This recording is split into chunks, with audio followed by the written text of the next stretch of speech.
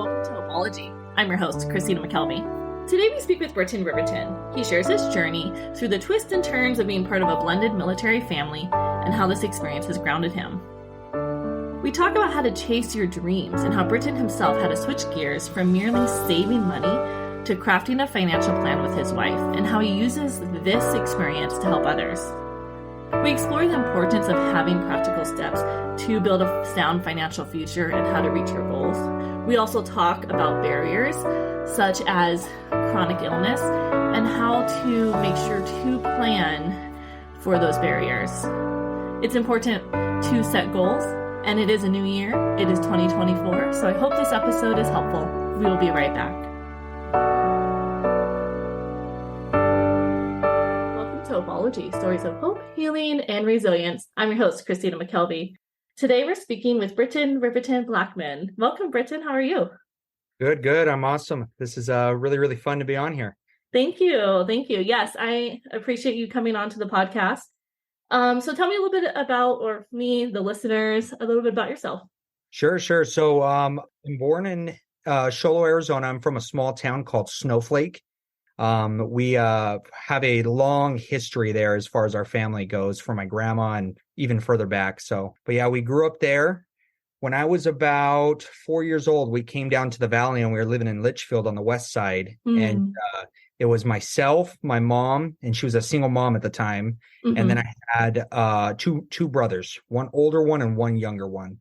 So yeah, we were all living down here. And then after some time of being down here, my mom eventually found a pen pal who was in the military, and they got together and basically built this blended family where it was my two brothers, and then he had a son as well. So just four boys just all launched into a family at the same time. And then we just started to rock from there. Now, with him being in the military, we eventually just started moving all over the place. I mean, we went to Germany, we were in California in the middle of the Mojave Desert. Then we went to Fort Bliss, then back to Germany, then back to California. So a lot of just moving around, living that military brat style kind of life. I have a total of four siblings. And along the way, as the family started to develop, my mom and my dad eventually added in the blood tie, which is my little sister. So four older brothers and one little girl as far as the final piece to the puzzle. That's a big family. Must have had a lot of memory stories. Oh yeah. It was pretty hectic. At times I wondered how my mom definitely when it was just her alone, how she dealt with three boys. So it was nice to finally get some firm hands around us and start to kind of develop us as men. Yeah. And you said your mom found him as a pen pal. So I was just wondering, like pre-internet days then? Yeah, it must have been pre-internet days. I don't know if they were doing email or exactly how the pen pal worked, but that's how we met. And as soon as he came back, he was deployed, and I don't really know the dates because I was such a young kid at the time. Yeah, but he was in Iraq in the early 2000s. Okay. And when he came back, it was just immediate. I mean, they started getting their wedding planned, and it was pretty interesting. And then the other interesting factor to this is a lot of people don't know is he is a big black man. So it was pretty interesting being, okay, this is your dad now. Yeah. And rolling right into that. So that's where the blended family came from. So we're just a mixture of white and black people that got together. And I love it. I wouldn't trade it for the world. So the two different cultures. Yeah. Blended families. Because in society, we think of like the Brady Bunch or stuff like that. But it's pretty typical nowadays, to have those blended families. And I'm curious, like what lessons you learned, by growing up in a blended family that you still carry with you today. Oh, of course. Well, I think it was kind of fate that brought us together for sure, because we had not only myself and my two brothers, and we all had different dads at the time. However, it was all the same storyline. My dad left me and walked out on me. My biological dad, he walked out. My older brother, his dad, we didn't even know. And then same with my youngest brother, his father was not in the picture. So then we get this man that's such a great man that came in, and his name's Walter. He came into the family. He adopted us basically right off the bat, not legally, but emotionally. Yeah. He had his son, and his son's mom walked out on him. So we had this really great bond as far as us coming in that we didn't even get a chance to even focus on people walking out on us, because all of us had the same story. And now Mm-hmm. we have two parents that came together and brought that story. And then all of a sudden the narrative just changed. It went from us having parents that walked out on us to having a single parent to where now we have this family that was just completely combined together. Yeah, that stability. Yeah, very definitely a lot of stability. So I'm curious what the role of stability, like how else that shows up in your life, because I know that, interviewing a lot of individuals, stability means safety, and safety is really important to many individuals, many people. And so I'm just curious how that theme of stability might show up in your life besides family. Well, a lot of it is based around family, but I think a lot of stability just deals with a lot of actions that I guess you take, because I think that a lot of the actions that you take now are what actually develop you. And that's just more so in your day to day. What are you eating? Are you going to the gym? Who are you associating with? All of these different things.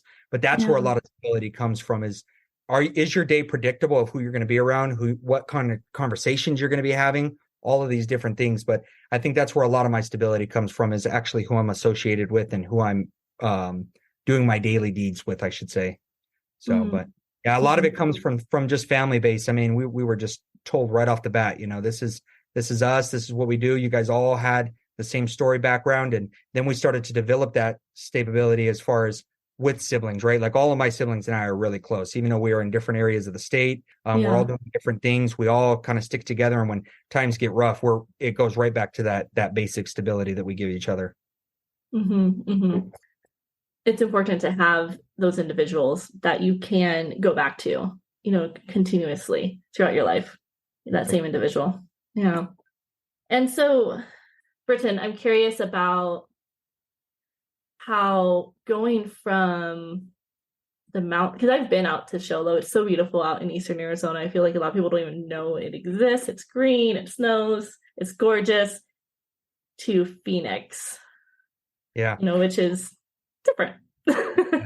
No, it was very different. I think my mom during the time, and this is where before even everything developed as far as our family stability, my mom had moved down here, and we of course moved. Now Snowflake is not like Show Low where you have the nice pine trees and everything. It's 15-20 minutes from Show Low, and it's in, I don't know what happens to the weather or the geography of it, but you go into this flat kind of land with high winds that have little brushes every now and again. But it was something that was a big change coming to Litchfield.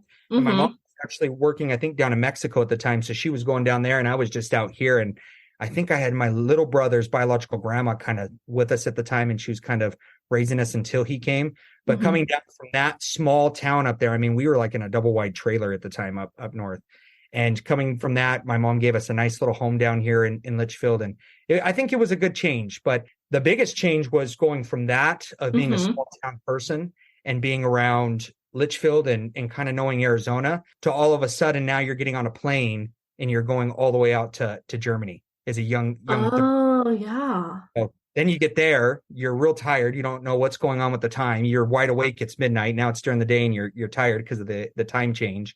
And now you're barely understanding any of the culture. But it was such a good culture shock for me that I believe that has so much to do with how I operate today, if I should say. Just being around so many different cultures, being around there, having to learn maybe a little bit of a different language, having to see the difference in body language, how you talk, how all of that stuff works. I think it's kind of giving me a little bit of edge even coming back to the States. And we've been there twice, right? Coming back to the States and actually being able to operate here.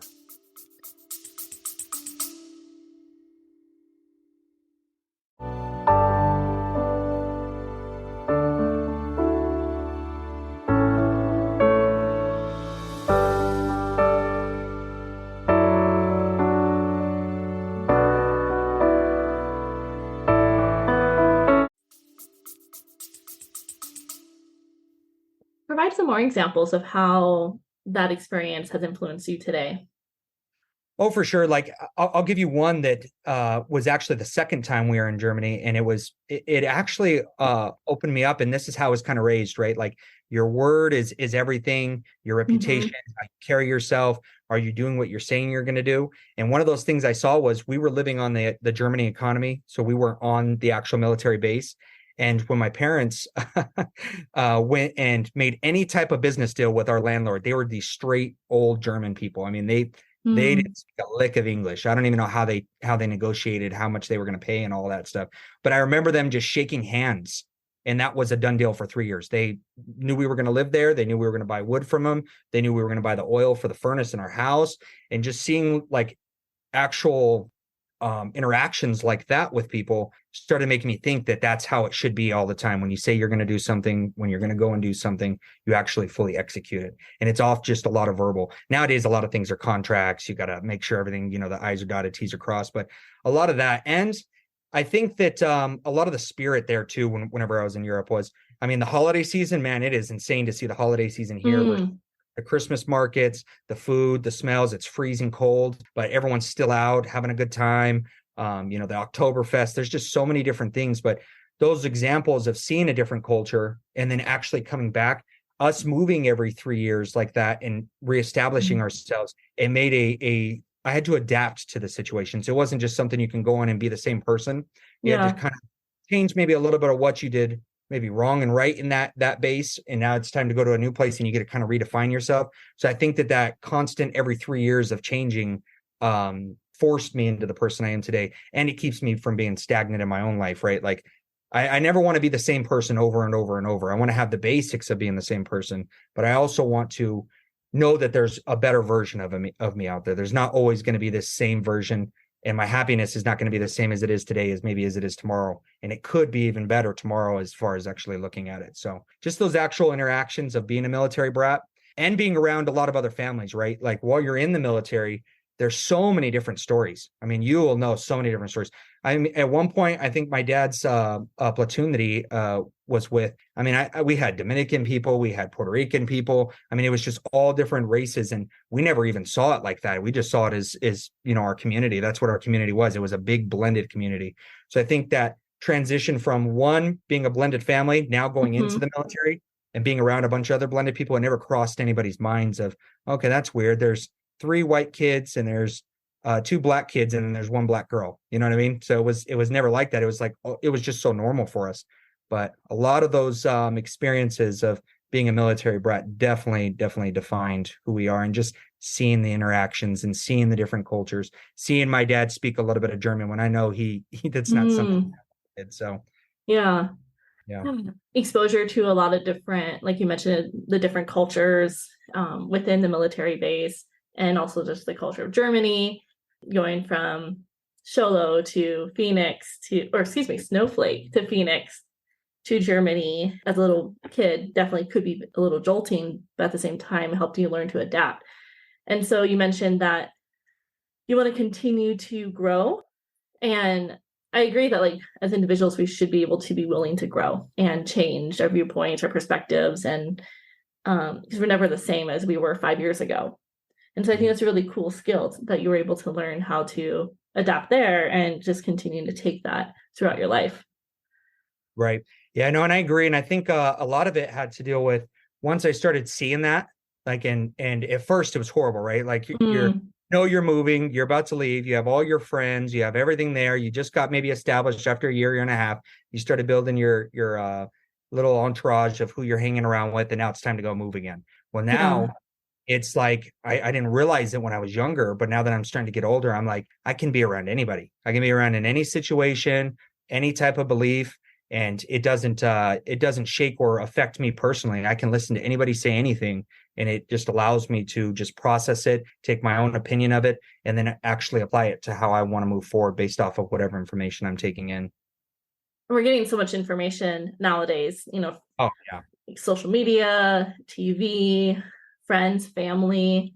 And it's really hard to be able to sort through what we want to take or what we should take, because there might be some things I know where I'm like, oh, and I guess I should learn more about that. Yes. you know. Yeah, Uh-huh. a lot of people do that. They'll take and I've been guilty of it myself too, right? It's everybody that's out there. Everyone's been guilty of it where they'll hear something and then repeat it before actually even knowing what's going on, or Mm-hmm. just siding with the majority of what people are actually saying is true. So I'm a big believer in, and I think that's what's molded as we went through the military career, right? We Yeah. my dad we the last duty station was Fort Irwin, which is probably the worst space to go and live on. I mean, it's Oh. 40 miles into the Mojave Desert. It's hot, hot, hot. We had high school, or our high school was 45 minutes outside the base. So it was a 45-minute drive there and a 45-minute drive back. But as we started to, I graduated and moved, and then came to Arizona in 2015. I was going to ASU and working at the dealership. And the dealership has a huge impact on our family as far as cars and stuff like that, because my grandpa, that's where he started his main career after he transitioned from England to Canada.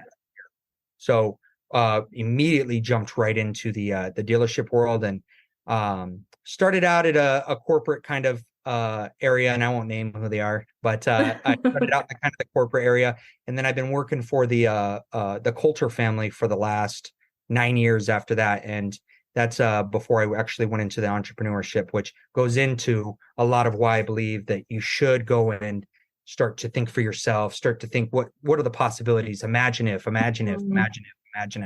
kind of mentality all the time. So yeah, thinking for yourself, and that can be really difficult, again, when we're so inundated with different ideologies. Is there anything where, if you want to answer, like where you're like, yeah, I definitely differ from my family on these thoughts, or my close friends, that has been something that stood out for you, that has helped you move forward, I guess? I'm trying to think. I would probably say that taking risk, I've always been kind of a risk taker. A lot of the times I was told college is kind of the way to go. You start with college, then you get, the norm that everybody gets. But college just didn't work out for me. It was not something. So then I decided to go full time into the dealership. I just maybe I wasn't disciplined enough, or I wasn't being coached well enough through the process of it, and had a good enough support staff around me as far as in my immediate range of it. Yeah. But as far as something I differ is, I'm definitely a risk taker. I'll go if I see something that there's a good reward, I'll take a big risk on it. So that's probably one of the biggest things. Yeah, and I think risk taking kind of leads into when I asked you kind of what you wanted to talk about a little bit, that email that I sent. You mentioned how anyone can reach their dreams, or how you want to inspire people to reach, their dreams. So I'm curious what the connection of risk taking and being able to reach your dream is. Sure. And I love this conversation. This is, it's actually my favorite thing to talk about whenever, and my mentality wasn't always this way. It's funny how we talk about how you have to change. So going on it's going to be my 9th year here at the dealership. 2 years ago, I met with one of the most beautiful human beings on the planet. And he really inspired me. His name's Kendall McRae. He sat down with me, and it was originally just to actually sit down in our entrepreneurship as far as in the financial market. So I was just trying to look how to be smart with my finances. COVID was going on. There were so many different things. The stock market was crashing. Who knew how things were going to be? And I wanted to start setting my family up for the future and start planning for that stuff. So we kind of sat down. We started going through the process of it. And I really liked it. He shared such valuable information, but a lot of it didn't even deal with finances to begin with. I thought it was kind of weird. He was asking me what I want. What are your dreams? What are your goals? Things. I'm like, dude, I didn't ask for that. I asked for us to sit down and you show me how to stash my money safely, so me and my family are protected in the future. Yeah. And he changed my whole mind, and he said, Britt, it doesn't matter how much interest, how much any of this I show you, if you don't have an end goal. What are your goals? What are your dreams? And then I did something my wife and I had never done. We sat down and actually started writing these dreams out. He challenged me. He said, write down your top 25 dreams and see how vivid you can start getting on these. What dates can you put on them? How are they going to look? So we started just getting into that mentality of, okay, we go from kids where people encourage us to go and walk and get up and everyone claps. And when you fall down, they say, it's okay, get back up, right? And then we fast forward into adults, and then we don't really do that to each other anymore. We don't encourage adults like, hey, go chase that dream, go make that happen, and you can make it happen, right? The kind of things that we go into the opposite, like, oh, you'll never have that happen. You can't. We just wanted to change that whole dialogue. And we want to continue to do it for somebody that has done it to us. It's just pass that forward. So as we sat down and he started showing me this stuff, he's like, hey, man, I know you're really attached to the dealership. I know you love the Coulters. I know you love that whole family, but would you be willing to look at something where you can go and make a huge impact into the world? And I Hmm. knew finances were important. I knew it was important to teach. However, I didn't realize how much it was actually tied to the actual dream selling of things. And in dreams can be, like my wife's and mine, of Hmm. course, she already knows what mine is. I want to be so successful and take as many people with me as possible. But then I look at my wife's and we just want to go open up a little coffee truck together. Oh, that sounds nice. Yes, yes, it does. And that's our goal, right? To be able to support ourselves and be able to go do some of these things that maybe aren't the biggest things in the world, but they're so important to us. And it's such a huge dream of ours to actually go and accomplish. So now that we've gotten that down, we're starting to go. And it's crazy. If you fast forward 2 years, I never was one to write down my dreams, write down my goals, start to plan it, start to do any of that. Now we have to go back and now we have to add to our top 25 dreams list. Our wedding's done. Um, Yeah. all of these things are starting to get accomplished that we had on that dreams list. Traveling a little bit more. We've been able to travel so much this year. And it just really stuck with me like, man, if a lot of people, if I wasn't doing this, how many other people are not out there doing this? How many other people have gone dream dead and are not actually going out and remembering that excitement that they had at one point, that they knew this was going to happen for them, but then they got a little bit of turbulence, maybe a little bit of big waves, and then they got scared and backed off of it. So, Hmm. but yeah, it's one of my biggest I guess life missions right now is to just get around as many people, find out what their dreams and goals are, and then start to convince them that it can come possible.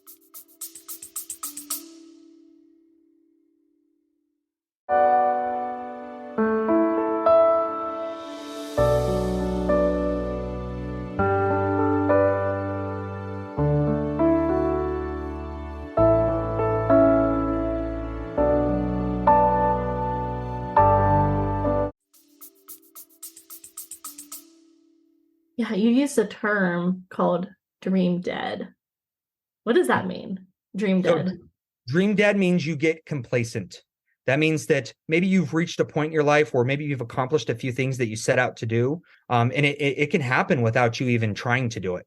It could be you just Hmm. get wrapped up maybe in something that is not as inspiring to you, or maybe as there's a ceiling above your roof. You've reached your peak. There's nowhere left to go. So you just kind of sit at that little mountain, but you forget to remember that there's so many other mountaintops out there that you need to go and climb and make happen. So that dream dead is like there has to be something that you're continuously searching for, something that you know is going to happen that is going to give you huge happiness.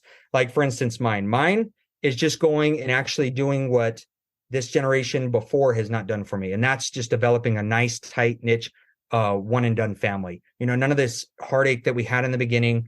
Hmm. And then my parents eventually got it together. They were able to put together the pieces and make a good outcome of it. And then also just going in and trying to travel and see the world, Yeah.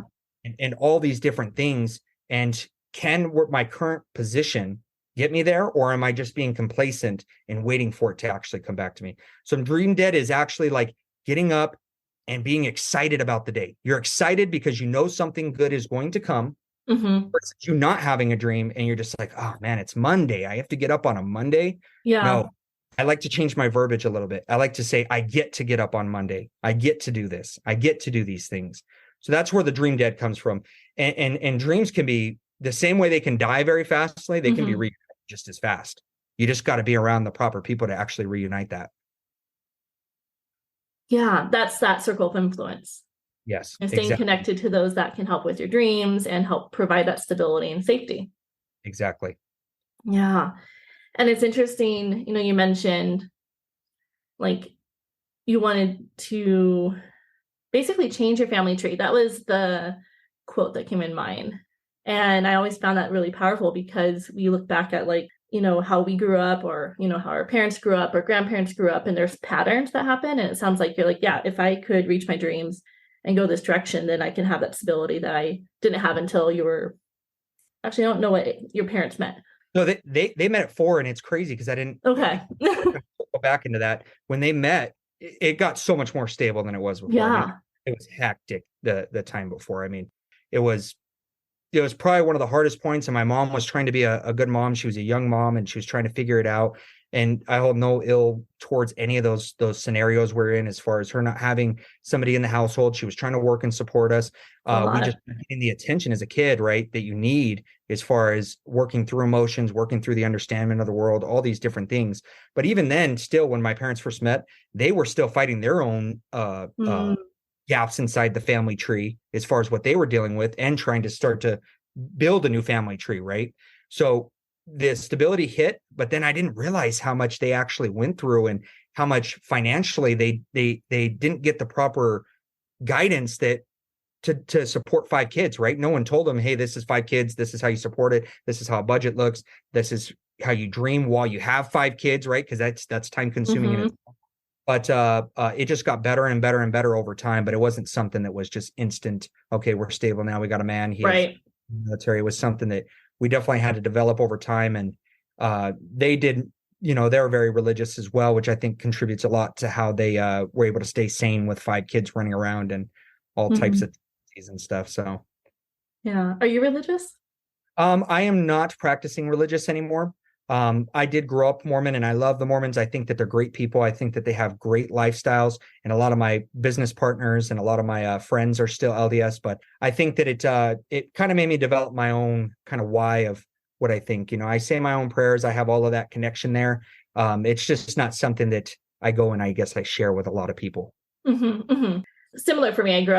I say evangelical, though I think some of my friends that grew up in the church won't consider themselves evangelical. They just say non-denominational, big church.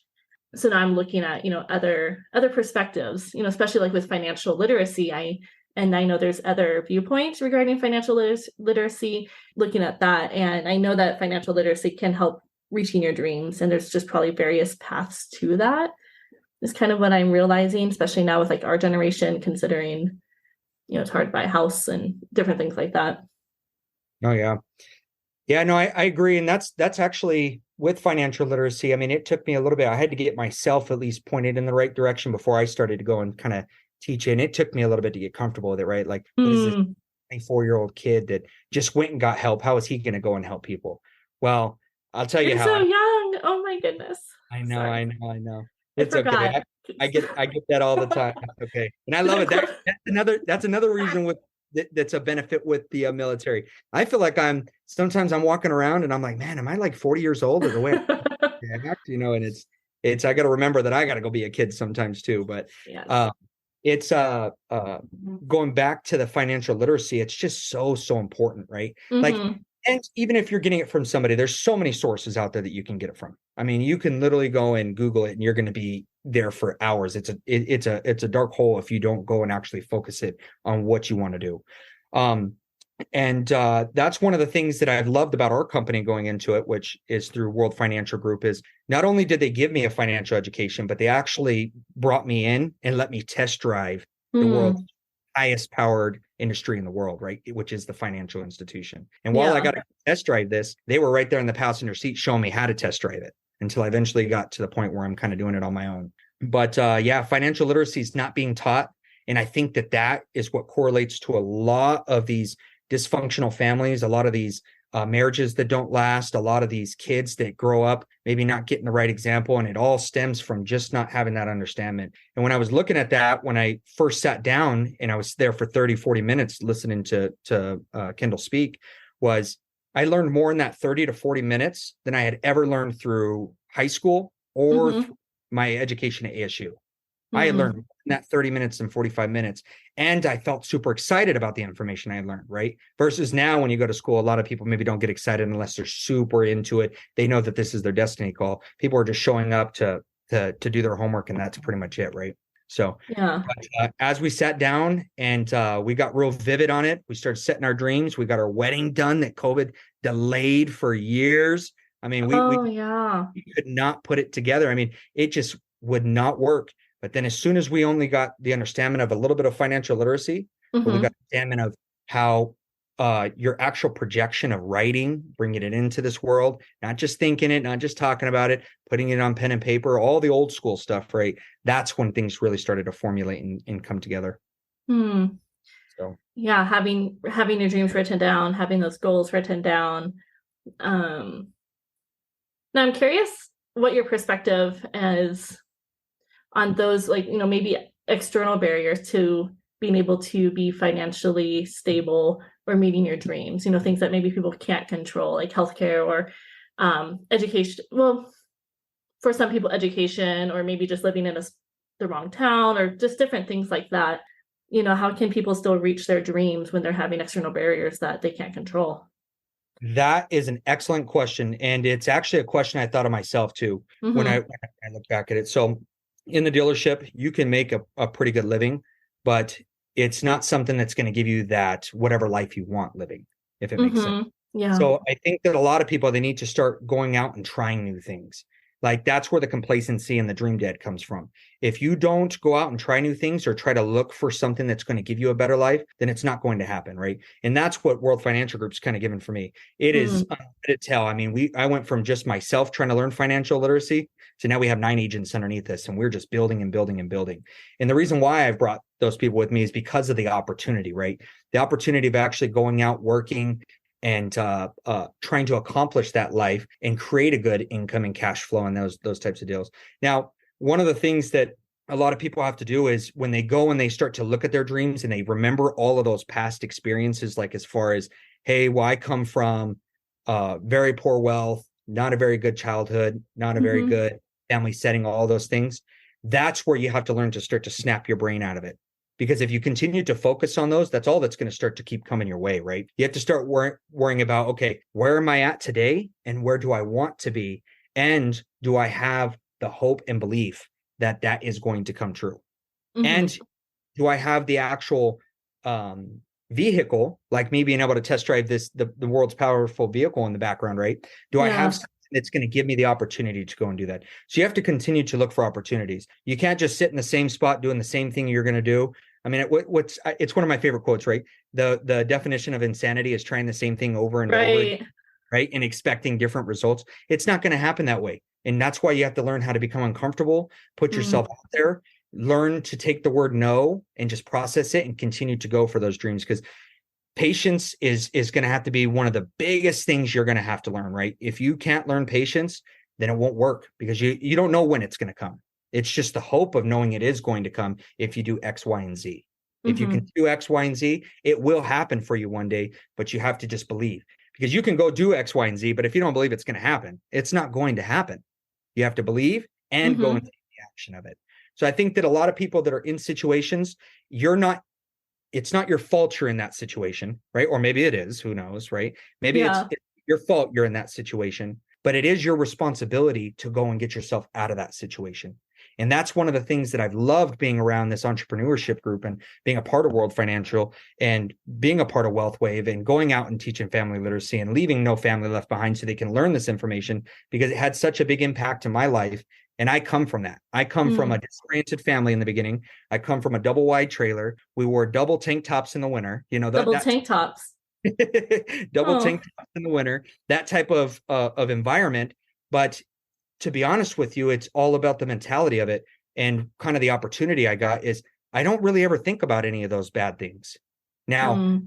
because I don't think about them, it didn't reflect a lot of my action though, because my action was those that were doing it before me. It was what I had saw going up. So I had to actually go and change who I was around, who I was watching. And that's where it's names on names. J.R. Heward, Kendall McCrae, Matt Heward. I've been around a lot of great people that have installed a lot of belief in me. Mm-hmm. And most importantly, I found the love of my life early on that's dumped a lot of belief in me. So you just got to control that who you're around, maybe look at the vehicle you're in, whatever vehicle you have as far as cash flow goes. And is there Mm-hmm. something out there that maybe you'll enjoy a little bit better that could have a higher upside, but maybe it's not going to pay out right away, right? Like that's a lot of like what people look at is, okay, how much is the pay? I Mm-hmm. try not to look at that anymore. I try to look at, okay, is it worth it? Is it worth it to go and Okay. do what I'm going to do? Is it worth it? Because Is it the worth it as opposed to the amount you're going to get paid?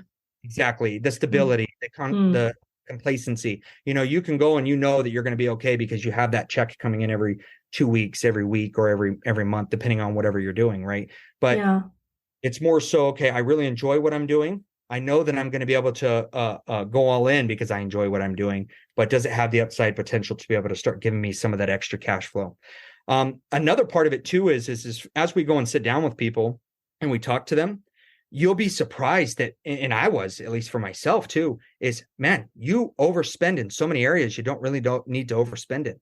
So when people start to have someone talk to them about these things and they see these things and they see that they're overspending, maybe it's in Uber Eats, maybe it's in going out and eating, maybe it's in a lot of those different realms, right?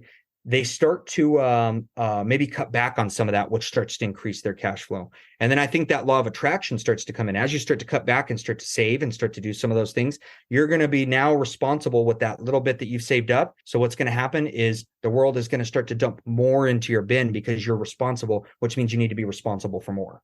So I really, truly believe as we sit down with that, and maybe someone's completely broke. Maybe they have nothing in their life, right? Maybe they don't have any money. Maybe they're completely broke. I think that even just coming down and seeing the information and getting a little bit of hope and being around people with hope, that sparks people and it starts to get their mindset in that frame of, okay, I need to work towards this. I need to work towards this. And then they work towards it. And then they're able to actually start to free open and get a little bit of wiggle room to start actually building something for themselves.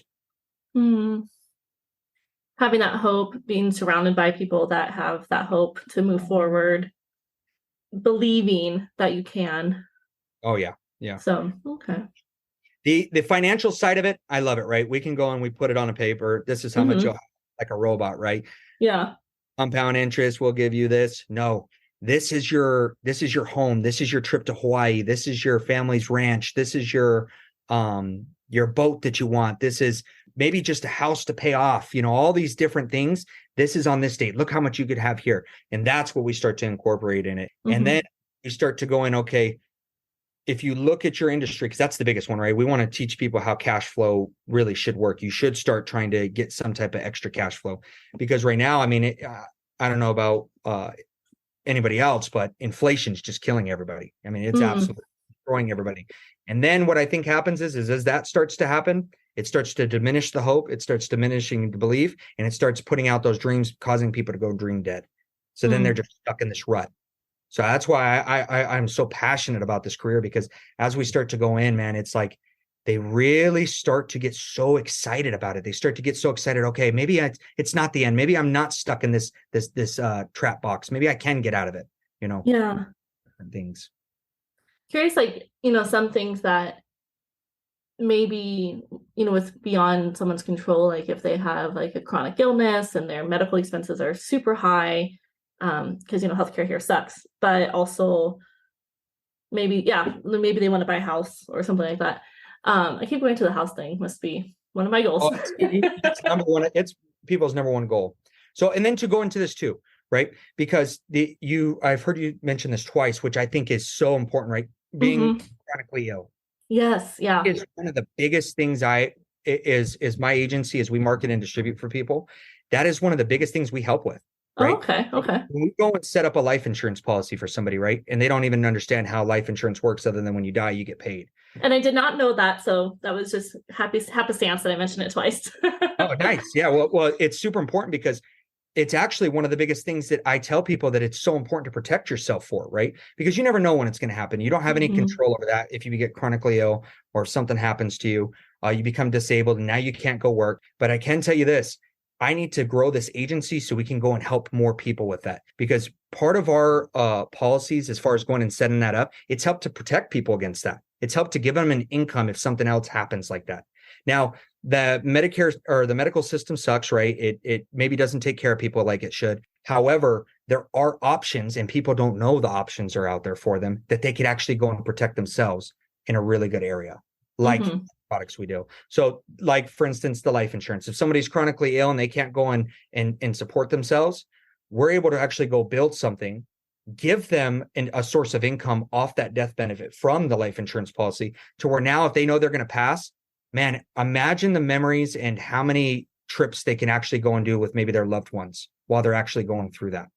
So that actually ties in so well to our business model, because you never know when it's going to happen to you, but it's eventually going to happen to you, whether it be way farther down the road or maybe it happens in your early 20s. And that is so important for us to actually go out there and help people with that on that side of it. Maybe they can't go and build their dreams or any of that, right? Mm-hmm. But the more people we can affect, maybe we can affect someone that's close to them and get them to start building their dreams, maybe their dreams to help them.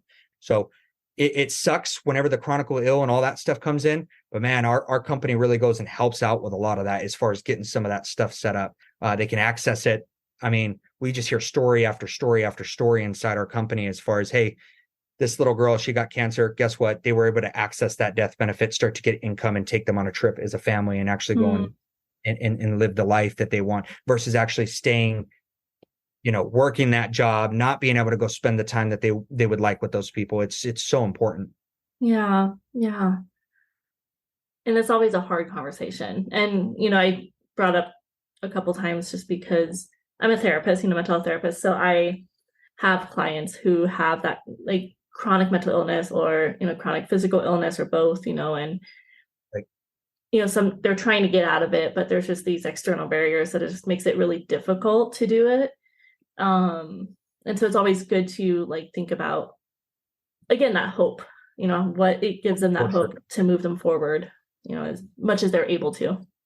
Yeah, no, and I agree. And then it goes into this too, like with people with like the mental illness, right? Like when they have that, I think that it's so important us as licensed professionals, me being in the financial market, you being in the mental market, is we need more people going out there and helping those people. Yeah. That's where a lot of it goes. And then helping them develop those relationships with people that actually can shower and throw hope onto them. Because if you just go and talk to your like, for instance, if they were just to come talk to you and then they go back to nothing, it's not helpful for them. They have to be around that environment, right? And I think that as you can start to get around a good environment, it starts to help it out so much. And a lot of people get in that complacency where, okay, well, I'm not going to go and change my environment. You have to get really dramatic about it too. You can't just go get dramatic, maybe change whatever is not helping with you, get up, move the state, do whatever you got to do, and just continue to grow in that area. And it's so much easier said than done, right? Like, well, that's what you did almost. Like you said, you left like you're not Mormon anymore. You moved towns. Yeah. So uncomfortable, right? And it gave me a lot of anxiety, a lot of depression, and a lot of stuff like that. It's something that I had to just continuously battle through and sometimes it was better than others. Sometimes I was around the right crowd. Sometimes I was around people that believed in me. Sometimes I was around the wrong crowd, and that's where I felt my lowest, right? I wasn't hanging around the right people. I wasn't hanging around people that had the same views. That depression and anxiety. Oh yeah, for sure. Yeah. And I think that everyone deals with a little bit of depression and anxiety all the way around. I don't think that any human being doesn't have it. I just think that there's different levels and tiers to it based off of your situations, what you've been through.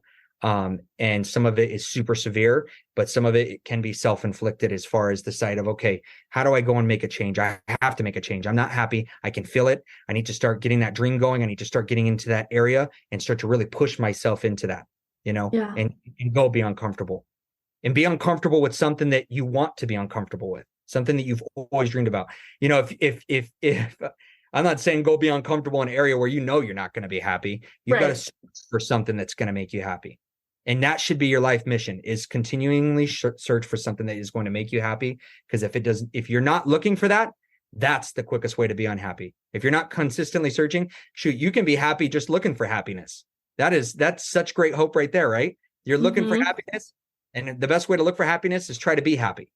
And that's just something that can actually continue to help people. But it's definitely something that's helped me, right? Is just, it's all about your environment, where you're around. It's not where you've come from as far as the environment, but it comes to who are you around now, right? If you're around 4 bums, you're probably going to be the 4th. Or if you're around 4 bums, you're probably going to be the 5th. If you're around 5 great, honest, loving, understanding people that do nothing but positive thinking, you're probably going to be the 5th. So something that I've always kept in my mentality, and I continue to work with as far as me even being a little bit depressed or, oh man, things aren't going as fast as I would like. Things are not working out for me. Things are not going in my favor. They're not this. Then I have to go and snap myself out of it. Okay, what's good about your life? Well, I have a loving wife. I have 2 great parents. I have a great side of the family on my mom's side. I have great mentors. All of these great things that are not maybe monetary things, but they're all things that are such great cornerstones to actually my happiness and how I build it up. So I think that a lot of that goes from there. If you can think one negative thought and then backtrace and just start to flood your mind with positivity. It's weird. Sometimes you'll start thinking positive and you feel so weird about it. You're like, why am I thinking like this? Why am I in a good mood? It becomes natural. Yeah, exactly. So. Well, that leads me to my final question, because we are getting close to time, which went by really quick. I ask this to all my guests because it's the title of my show, Hopeology. But what brings you hope, or what gives you hope? What gives me hope is that there's more opportunity out there in the world than ever. And I think that times have changed and they are going to continue to change. All that you have to do is you have to get into the game. If you can get into the game and start playing, whether it's playing small or playing big, as you start to go, there are so many opportunities out there. There's enough opportunities for everybody out there. And I just think that people have to start playing the game. You're not going to get opportunities if you don't play the game. And it's just very recently in the last year or two, I've started playing the game, and it's been so much better as far as getting into something, getting licensed, start building something that you can be proud of, that your family's going to be proud of, that your friends are going to be proud of, and all these different things. You just have to get in the game. You have to start searching for opportunity. And that's what really gives me hope, is that there's just so much opportunity out there and that it's available to everybody. You just got to start positioning yourself and looking for it. Opportunity for all. Opportunity for all. Awesome. Well, Brittian, it was a pleasure having you. Thank you so much for agreeing to come on. And, I'm looking forward to, seeing you go through your 25 lists. And I think I'm going to definitely do that with my husband and go through our 25 goals. And we probably already knocked out a couple of them, but, still. It's okay. There's always room for more. Once you finish up a couple, add some more on.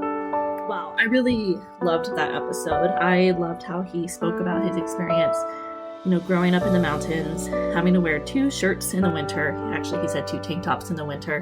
Moving to Phoenix, his mom meeting his stepdad, how that changed the trajectory of his life. Moving to Germany as a blended military family, and how this experience shaped his perception on setting goals and making sure that he had a sound financial future with his spouse. So thank you for listening to this episode, and here's to a wonderful 2024.